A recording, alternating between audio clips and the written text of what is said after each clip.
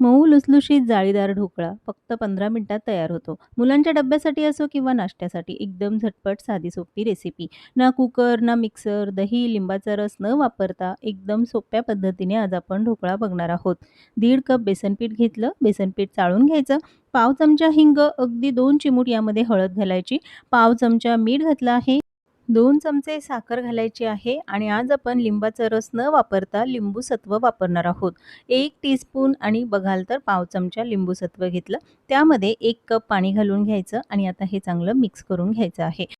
चांगलं मिक्स करून 5 मिनिटं झाकून ठेवूया. तोपर्यंत ज्या भांड्यामध्ये ढोकळा वाफवणार आहोत त्याला तेलाने ग्रीस करून घ्यायचं. 5 मिनिटानंतर लगेचच यामध्ये 1 सॅशे इनो, इनो वापरायचं नसेल तर 1 टीस्पून सोडा घालू शकता. इनो घातल्यानंतर हे लगेचच चांगलं फेटून घ्यायचं आणि मिश्रण भांड्यामध्ये काढून लगेचच ढोकळा वाफवून घ्यायचा.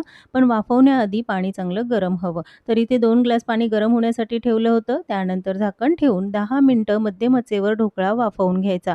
ढोकळा थंड होत आहे तोपर्यंत फोडणी करायची. 2 चमचे तेल, अर्धा चमचा मोहरी, 1 चमचा तीळ, 3 ते 4 हिरव्या मिरच्या, थोडासा कढीपत्ता आणि यामध्ये 2 ग्लास पाणी घातलं. त्यानंतर 1/4 कप साखर घालायची आणि हे मिश्रण चांगलं उकळवून थंड करून घ्यायचं.